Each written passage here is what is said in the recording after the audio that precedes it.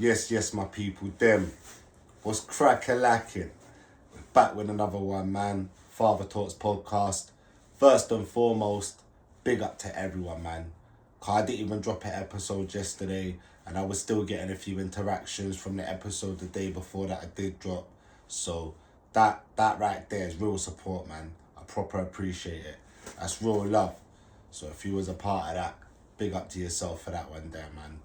But to start today's episode, man, just a quick message to say, some things don't work out, and it's not always a bad thing. I know you're sitting there thinking, well, nah, it is, because 99% of the time, when something ain't worked out for me, it's gone P-tong, it's messed up hella plans, it's ruined a lot of things, it's made me really doubt myself. And I hear it, I do hear it, because boy, that's happened to me a lot, where a lot of things have gone wrong for me. They ain't worked out. They ain't fell through how they were meant to. Do you know what I mean? They've just gone all mad. But there's been times where something ain't worked out for me, and it's been the best thing to ever happen. I didn't know it at the time, but in the future, I realised it. Do you know what I mean? And like an example I can give is talking about the bricklaying apprenticeship I had for my first job when I was 17. Obviously that didn't work out, and on one hand it's stupid and sad that didn't work out, because that's a job where there was a bright future ahead of me. I could have had my own business right now. I could have been living a whole different way. I could have gained so much more skills than what I got now. Do you know what I mean? Like, so many positive things could have happened if that went the way it was meant to. Do you know what I mean? But on the other hand now, if that did work out, then I don't know where I would have been. Because, since leaving that job, near on 15 years ago now, 20-something years ago, but you know what I mean? Like, a long time ago anyway, I've experienced so much things, I've learned so much trades, I've met so many people, do you know what I mean? And that all comes from that one opportunity not working out, but I gained 10,000 other opportunities. You get what I'm saying? Sometimes you have to see things in the most positive way you can. Because, especially in this day and age, man, whenever something goes wrong for us, we're always thinking about the worst scenario with it. We're always thinking, oh nah, that's the end of it now. It's all over, it's all finished, you know what I mean? But sometimes you have to just sit there and say, well, nah, like, it's God's plan. Do you know what I mean? That's just what God's plan for you. Like, everything happens for a reason. And I'm heavy on believing that everything really does happen for a reason, man. So, if you've experienced something where, you've made a plan, like, even for a small thing, just a little motive to go on a night out or something with your brethrens them, or taking a girl out on a date, and it don't work out, like, the night don't happen or the date don't happen, maybe that girl weren't for you. And maybe you could have gone on that night out and something peak could have happened to one of your boys or yourself.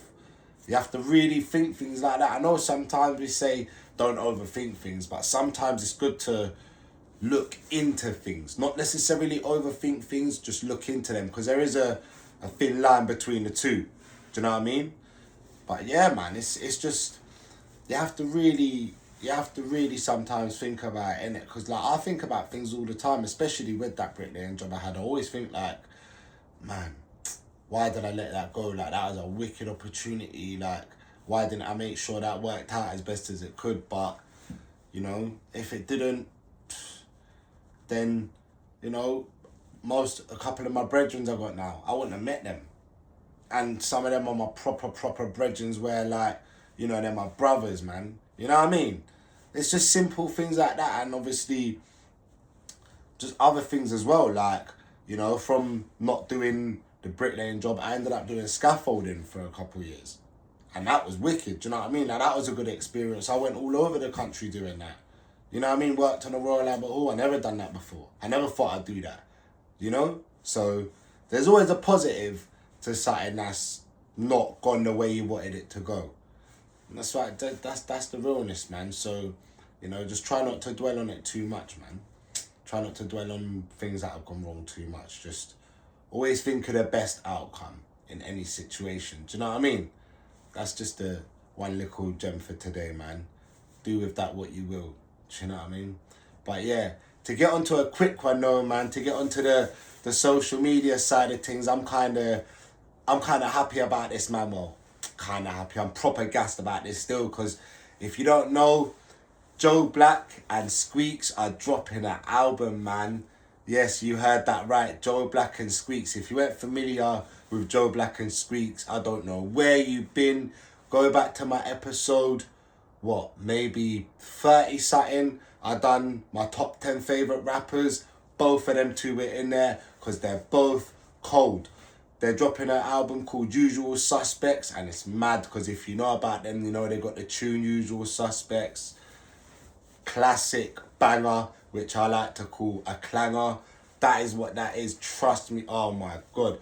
Joe Black and Squeeks are cold in this thing. Obviously, they done a little interview with Winners Talking podcast.